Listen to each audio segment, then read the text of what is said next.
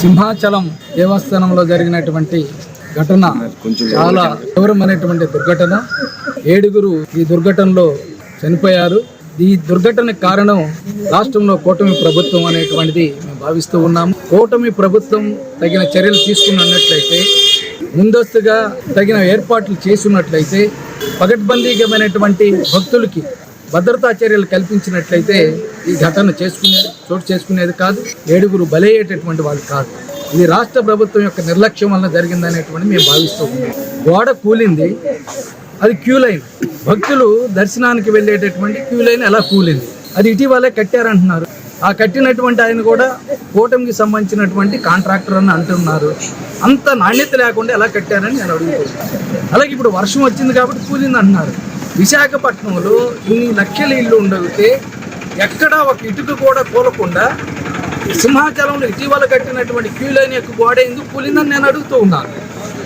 ఇందులో ఎంత తినేశారని నేను అడుగుతూ ఉన్నాను.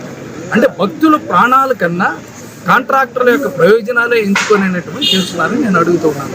అలాగే ఇటీవల తిరుమలలో జరిగింది, అనేక మంది భక్తులు చనిపోయారు. మళ్ళీ దాన్ని అనుభవంలో తీసుకొని గుణపాఠంగా తీసుకొని ఇక్కడ చంద్రబాబు నాయుడు గారి ప్రభుత్వం ఎందుకు చర్యలు తీసుకోలేదు, దేవాదాయ శాఖ మంత్రి ఎందుకు తగిన చర్యలు తీసుకోలేదు, వాళ్ళ బాధ్యత లేదా నేను అడుగుతూ ఉన్నాను. ఆయనకే కాదు, పార్లమెంట్ సభ్యుడు ఆయన ఎక్కడికి వెళ్ళారని నేను అడుగుతూ ఉన్నాను, భరత్ గారు. అలాగే ఆ నియోజకవర్గం గంటా శ్రీనివాసరావు గారిది. మరి ఆయన తగిన చర్యలు తీసుకోవాల్సిన అవసరం లేదా? మరి వీళ్ళందరూ ఎమ్మెల్యేలు, మంత్రులు, ఎంపీలు, వీళ్ళ బాధ్యత. ఇప్పుడు రాష్ట్ర ప్రభుత్వం విచారణ కమిటీ వేసి దాన్ని నిధి తెలుస్తాం అయితే బాధ్యత అప్పగించారో వాళ్ళ మీద చర్యలు తీసుకుంటారా లేదా అని మేము అడుగుతున్నారు. వాళ్ళు ప్రథమ ముద్దాయిలు. ఎప్పుడు లేనంత దారుణంగా ఈసారి విశాఖపట్నం చరిత్రలోనే ఎప్పుడు లేని విధంగా ప్రమాదం జరిగింది. ఈ ప్రమాదం పట్ల సిపిఎం పార్టీ తీవ్ర దిగ్భ్రాంతిని వ్యక్తం చేస్తూ ఉంది. దాదాపు 7 చనిపోయినట్టు ఇప్పటికి అధికారికంగా ప్రకటించారు. వీరి మృతికి సిపిఎం పార్టీ తరఫున తీవ్రమైన సంతాపం తెలియజేస్తున్నాం. వాళ్ళ కుటుంబ సభ్యులకి ప్రగాఢ సానుభూతి తెలియజేస్తున్నాం.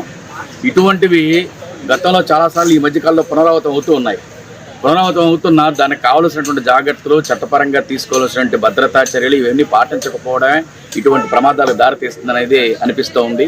తిరుపతి ఘటన ఇంకా మనం మర్చిపోకముందే విశాఖపట్నంలో, సింహాచలంలో ఇటువంటి ఘటన జరగడం చాలా బాధాకరమైన విషయం. దీన్ని డబ్బులతో ఇచ్చి కాంపెన్సేషన్ ఇచ్చి కాంప్రమైజ్ చేయాలనే పద్ధతుల్లో గవర్నమెంట్ వ్యవహారం ఉంది తప్ప ఇటువంటి ఘటనలు జరగకుండా కట్టుదిట్టమైన ఏర్పాట్లు తీసుకోవాల్సిన జాగ్రత్తలు తీసుకోవట్లేదు స్పష్టంగా అర్థమవుతుంది.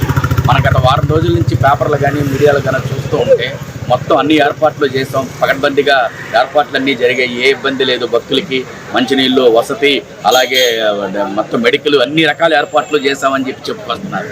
కానీ అమాయకంగా 7 ప్రజలు ప్రాణాలు కోల్పోవడం అంటే చాలా దౌర్భాగ్యమైన పరిస్థితి. దేవుడు దర్శనానికి వెళ్ళి చనిపోవడం, ప్రకృతి వైపరీత్యం వల్ల చనిపోవడం వేరే, యాక్సిడెంట్లు అయి చనిపోవడం వేరు.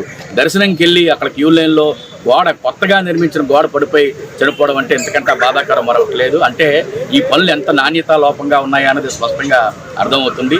ఈరోజు ప్రభుత్వం చనిపోయిన కుటుంబానికి 25 లక్షలు ఇస్తాము, అలాగే గాయపడిన వాళ్ళకి 3 లక్షలు ఇస్తాము, అలాగే అవుట్ సోర్సింగ్లో ఉద్యోగం ఇస్తూ ఉన్నారు.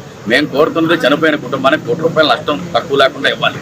ఎందుకంటే ఆ కుటుంబాన్ని ఎన్ని డబ్బులు ఇచ్చినా తీసుకురాలేం. Government employee, steel plant employee Edla Venkatrao అనే వ్యక్తి పర్మనెంట్ ఎంప్లాయీ, ఆయన చనిపోయాడు దర్శనానికి వెళ్ళి. అలాగే మహిళలు ఎక్కడెక్కడో దూర ప్రాంతాల నుంచి వచ్చున్నారు. ఆ బాడీలు ఎంతవరకు ఐడెంటిఫికేషన్ కూడా అవట్లేదు. 3 బాడీలు మాత్రమే ప్రస్తుతానికి ఐడెంటిఫికేషన్ అయ్యాయి, మిగతా బాడీలు ఎంతవరకు ఐడెంటిఫికేషన్ అవ్వలేదు. కాబట్టి దీని మీద విచారణ జరపాలి, దీన్ని పూర్తిగా న్యాయం జరపాలి. అలాగే చనిపోయిన వాళ్ళ పట్ల సిపిఎం పార్టీ సానుభూతిని వ్యక్తం చేస్తుంది, వాళ్ళకి సంతాపం తెలియజేస్తూ ఇటువంటి ఘటనలు పునరావృతం కాకుండా కట్టుదిట్టమైన ఏర్పాట్లు ప్రభుత్వం నుంచి తీసుకోవాలని చెప్పి సిపిఎం పార్టీగా మేము డిమాండ్ చేస్తాం.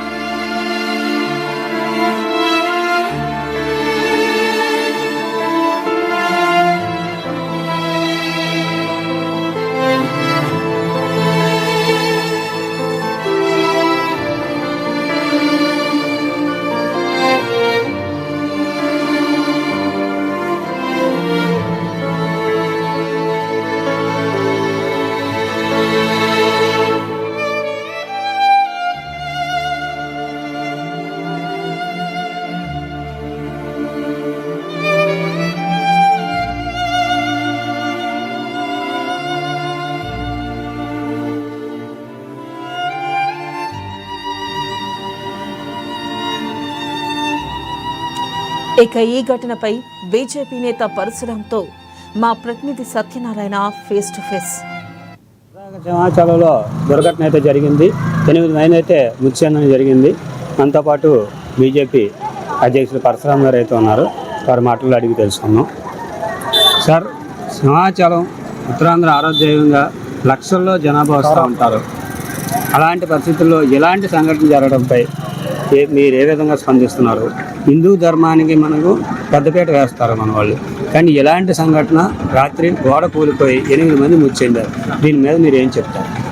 అందరికీ నమస్కారం. ఇది చాలా దారుణం. ఎందుకంటే ఏదైతే చందనోత్సవం ఉందో ఇది సంవత్సరానికి ఒకసారి చాలా ప్రెస్టేజ్గా జరిగే ఉత్సవం.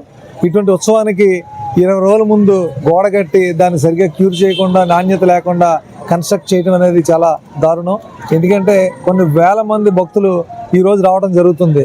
అటువంటిది ముందే ఇవన్నీ చేసుకోవాలి తప్ప ఇప్పుడు చేసి ఇంతమందిని బలి కోరుకోవటం చాలా అమానుషం, దారుణం. ఇది దీనికి భారతీయ జనతా పార్టీ చెప్పిన వాళ్ళ కుటుంబానికి మేము సానుభూతి తెలియజేస్తున్నాం. అలాగే వాళ్ళకి రావాల్సిన ఎక్స్క్యూషన్ ఏదైతే ఉందో 25 లక్షలు అయితే ఇస్తున్నామని చెప్పారు, కానీ ఏదైతే పాలిమర్స్ ఇచ్చారో అలాగే ₹1 కోటి ఇవ్వాలని చెప్పి మీకు డిమాండ్ చేయడం జరుగుతుంది. అలాగే సంఘటన స్థలానికి వెళ్దాం అనుకున్నాం, కానీ భారతీయ జనతా పార్టీకి ఒక్క టికెట్ కూడా మాకు కొనుక్కోవటానికి కూడా ఇవ్వలేదు. అలాగే ఆన్లైన్లో దొరకలేదు. అలాగే బ్యాంకుల్లో కూడా అవైలబిలిటీ లేకుండా వాళ్ళకి దాంట్లో కూడా ఆపేశారు.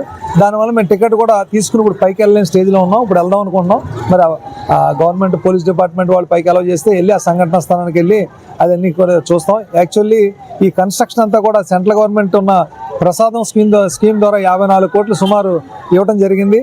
ఈ స్కీమ్ ద్వారా ఇచ్చిన దానికి వీళ్ళు నాణ్యత లేని కాంట్రాక్టర్ కన్స్ట్రక్షన్ చేయటం చాలా తప్పు.